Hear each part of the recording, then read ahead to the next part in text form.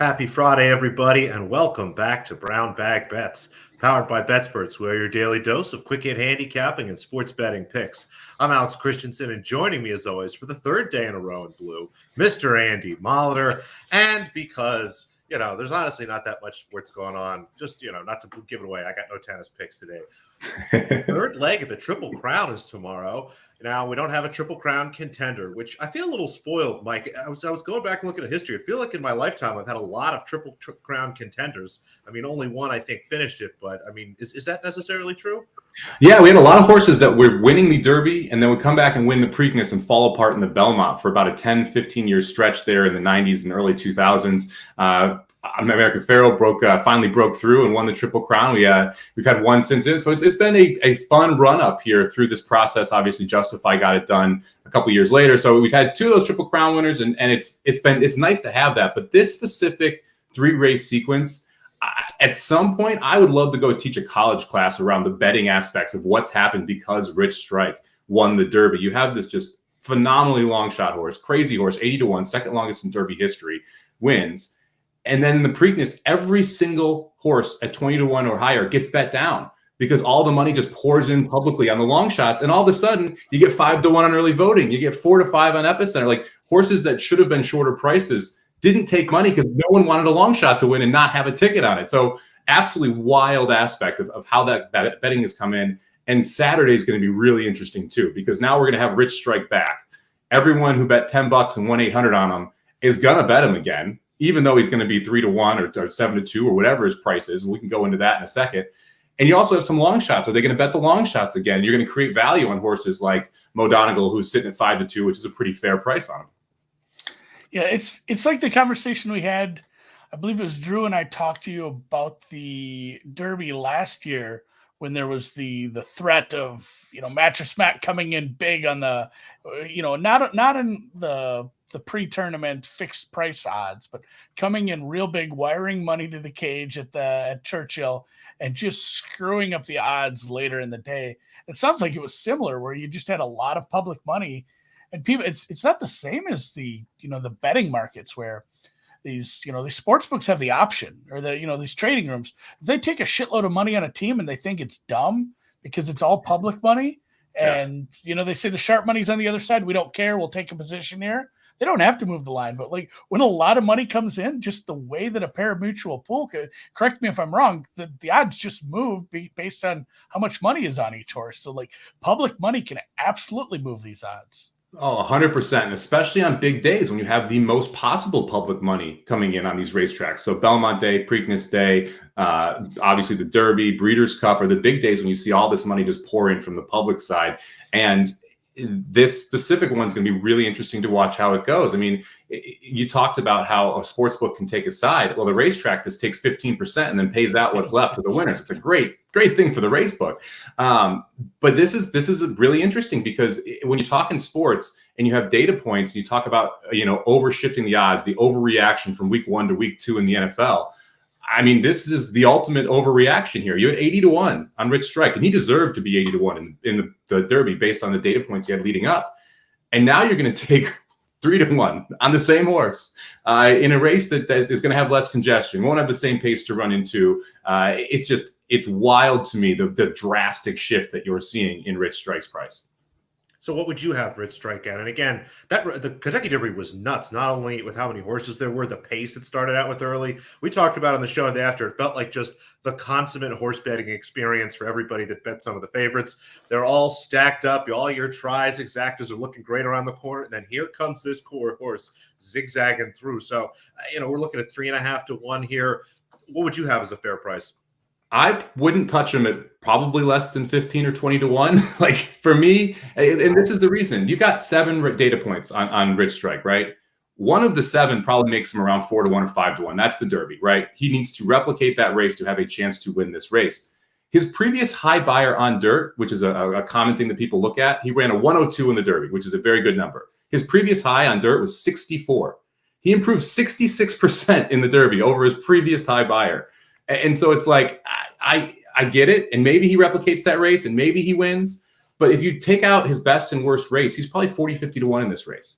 If you say, okay, we're going to use the Derby as a data point, I still think he should be sitting somewhere around the 15 to 20 to 1 range. Some people say 8 to 12, but in my mind, 3 to 1 is just, or 7 to 2, where he's currently sitting on the morning line. And I expect him to get bet, is just wildly low for me. But it also means you're creating an opportunity, because if you have all this money on a horse that I'm going to try and fade, it means that if you go other places, you're going to get right prices. And if he runs out of the superfecta, you're going to get paid because people are going to include him in that kind of stuff. So where there's an overreaction, there's an opportunity.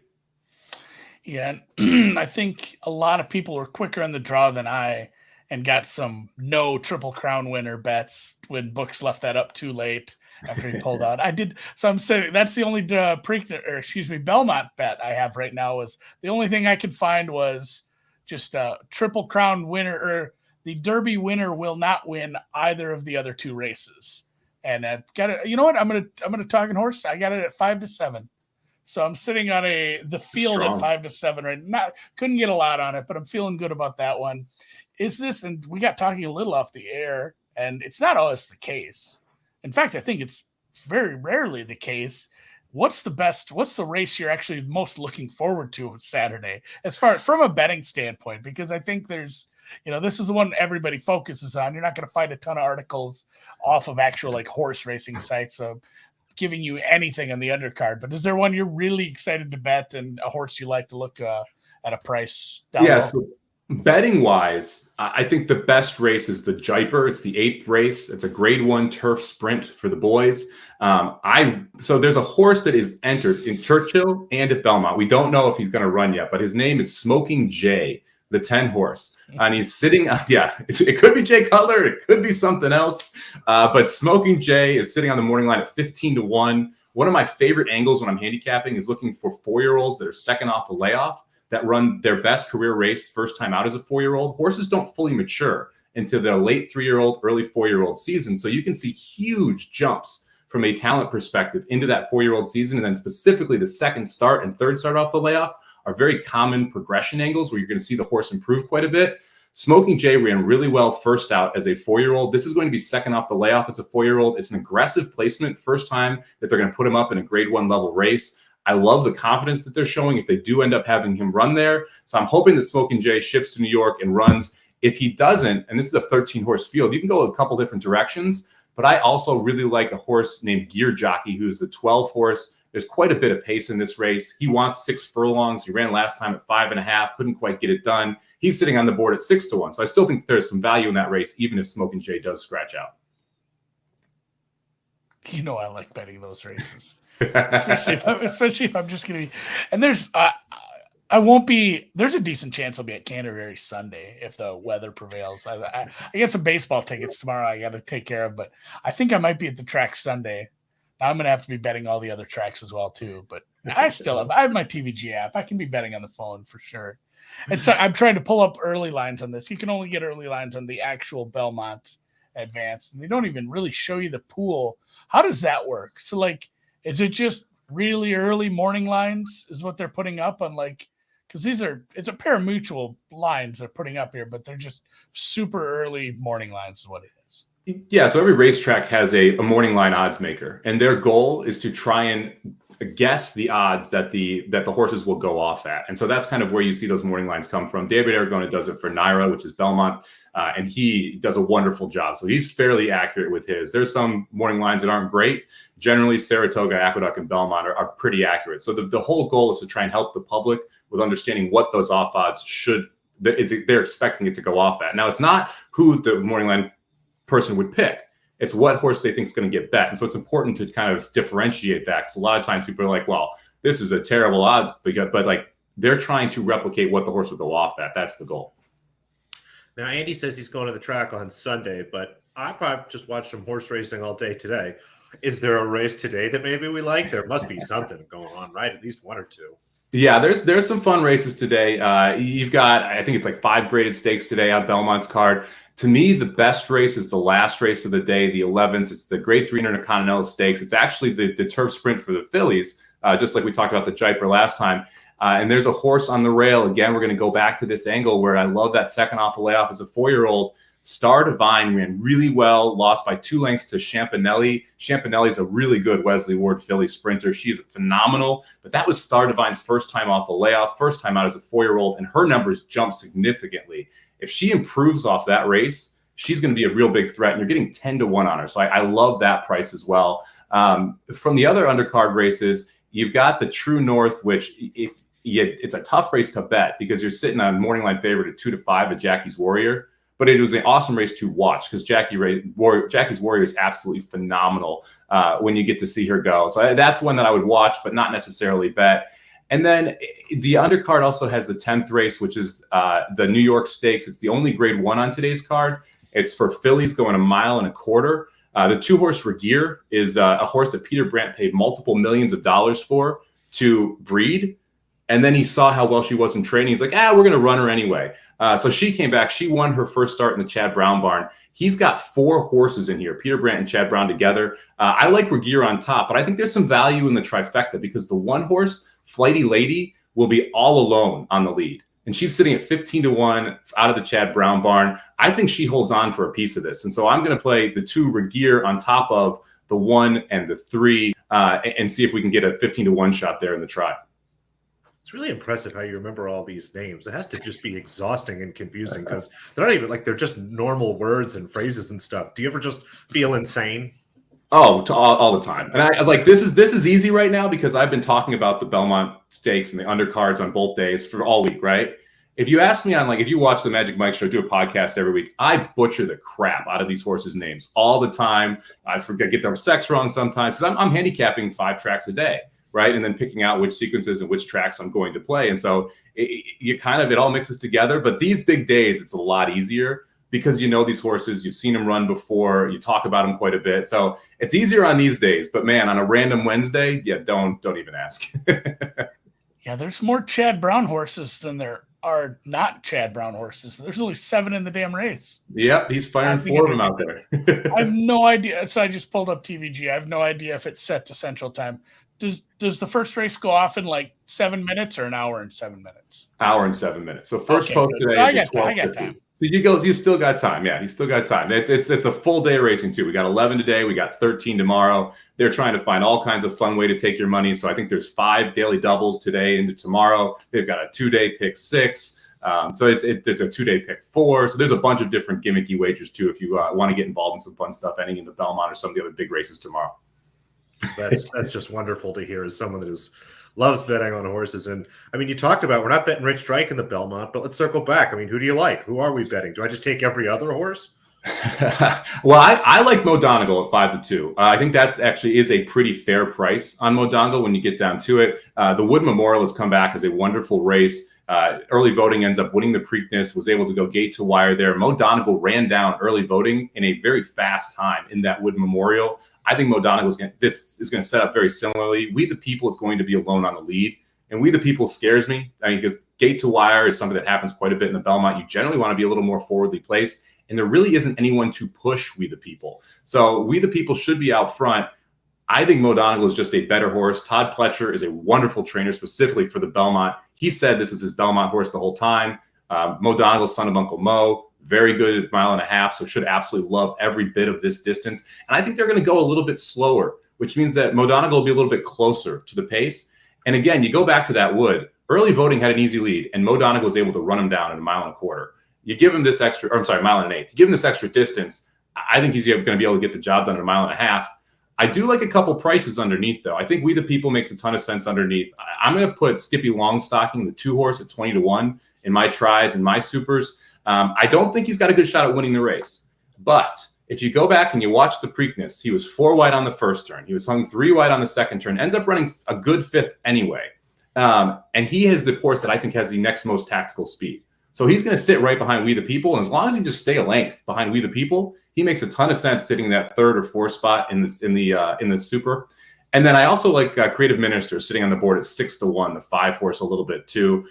He actually ran on Kentucky Derby Day in the undercard, broke his maiden, ends up running third in the Preakness. Horse is just improving at the right time. Again, should like that 1.5 mile distance. And I think makes a ton of sense underneath as well. I think it's really between we the people in Modonegal to win the race. But I do think you can get, a little creative on the prices underneath. So a 6-5-2 kind of thing. I like it. I might be keying the 6, doing a few keys superfectas. To spend a little less money that way, and then tell people what you're doing on the YouTube, because we pumped the YouTube channel up. You did a lot for the Derby, but you're gonna be doing some live stuff tomorrow.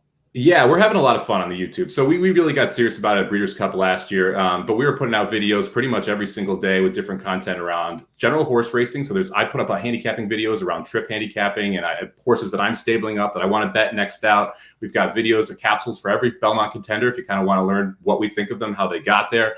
And then the exciting part that we're doing is we're doing live shows. So we're hosting a tournament for our subscribers today. We'll be on live for the last 3 races at the Belmont. If you want to check that out, we'll be handicapping that live. And then we'll be on live for 3 hours tomorrow going over the last 5 races at Belmont. So it's a bunch of fun. You go to YouTube.com/Racing Dudes. You can subscribe there. Anytime we go live, the notification will come. And then we'll also retweet. So if you want to follow me at Samobomb18 on Twitter, you can always find me there. And happy to answer any questions too. I leave my DMs open, so happy to take questions from people who want to learn more about horse racing, because I love the sport, want to make sure we do the best possible job spreading it. And Racing Dudes is great. I'm going to go tomorrow. I love buying that day card because I don't just get all your picks for the Belmont. I get all your picks for like 20 different tracks. It's unbelievable. It's all nice and right there. So if you're somebody like me who's just going to pull up Fox or NBC and degen bet horses all day, there is no better value. That was always one of my things on my checklist when I'd go up to the track for the Derby. Like, I had to hit a winner at a track that wasn't, it couldn't be Churchill or Canterbury. It had to be a random track, and I would sit. That's hard because there's like 20 different tracks popping off. So, all right. Well, we appreciate your time, Mike. Thanks for popping on. Good luck to everything you're doing today. Hit some pick 5, at least one pick 5 between today and tomorrow. I think. We got opportunity, man. Yeah, we're going to take down the pick 6. The two-day pick 6 is happening. I think there's 7 pick 5s between the 2 days at Belmont. So you got a lot of opportunities to hit one. Oh, I think you got at least one of those. So, all right, appreciate it, Mike, and we'll talk to you later. Have a fun weekend, man. Thank you very much, guys. Good luck this weekend. I am going to lose. I know. I my favorite. I always forget to do it. Then I have to go back and rewatch these. But I opened up a Google Doc this time, so I can just start typing out these horses on because I'll remember that. I'll remember the name of that horse in the 8th race at Belmont on a Friday, and I never do. So it's amazing that he remembers all that stuff, because like tennis players, basketball players, those are unique words. Those are names. I mean, it's like he's trying to memorize like passwords or something. Like, it's just wild. And for the record, the one is trying to trick you. It's called Barber Road. That's not Barbaro. That's a whole different horse. Maybe they're related. God, all these horses. I don't like that. Maybe they're related. All these horses are related. Now I'm gonna have to go get the cards, but a couple other things tonight. I'll just let you lead off with. I'll let you lead off with some basketball. We have game 4 of a series. That's every time we proclaim a series over, something surprising happens. But boy, howdy, if Steph is not 100% and these guys are taking it this poorly to heart, that they're chanting that they don't like Draymond and like giving him the finger, the series might be over if you can't handle that shit. So what are we looking at tonight? Game 4 in the Garden up in Boston, where I don't know, it wasn't a real competitive game. Game 3. Are we going to see more of the same? What do you think? Well, I liked your tweet about, of course, how the Celtic fans will adjust and be much nicer after hearing about how much of an impact they've had. It does. It's a total mindfuck kind of weakness move there. But I like Boston before the series. I like Boston after game 1. I like Boston after game 2. I sure as hell like Boston after game 3. And as sick as it makes me to say that over and over and over again, I like Boston quite a bit here. And the angle I'm taking in this game is an under. I gave out the under yesterday. We got about half a point of CLV already. That never goes wrong. So we'll see what the real move is today. But I think it's going to be a really slow, ugly game. And I added a Warriors team total under. As I look at it, even if Curry is in playing well, given the pace and some of the defensive adjustments we've seen, I still have the Warriors at like 104, maybe a little bit higher than that. But if I start to tweak things down for Steph being less than 100%, God forbid he miss actual time here. And really, at the end of the day, the logic is, as I look at this line is as if Steph Curry was playing and healthy. This is basically the same line that we closed at the last game when we assumed everything was fine. And we know that's not true. So I don't know why there hasn't been an adjustment, why there hasn't been a slight move towards Boston, a slight move towards the under. So I guess I expect Steph Curry to play. I expect him not to be 100%, but even if he is, both of these numbers are too high. These games in Boston have been really ugly. And again, I think it looks a lot like last game, a little bit slower pace, a little less shooting, and things normalize here a bit, where I think we got a nice smooth under 214, and then the Warriors team total under 105.5.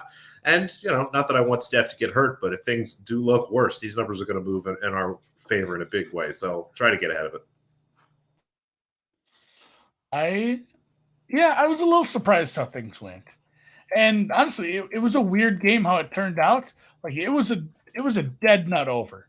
Like it took a very odd fourth quarter to even keep it close. And that was surprising. It just, man, being down, you've lost home court, you're down 2-1, your star player's hurt. You could see a little bit of give up, even in a finals game in the closing stretch here. So I'm with you there. And then Draymond overs. Darren Summer, who's in the chat quite a bit and does really well on props, was giving those out. A lot of other smart people in one of our chats. So go take your Draymond points overs. He generally does very well after a poor performance. And again, the over-under is like 10, so all he has to do is shoot the ball 8 times. Yeah, just lob up some shots. Just end up under the basket for a tip-in, buddy. So yeah, I'll be partaking in a little of that. A little bonus golf. I have a couple matchups. It's playing today. I had maybe my worst day of matchups ever. I think we had 0-3-2.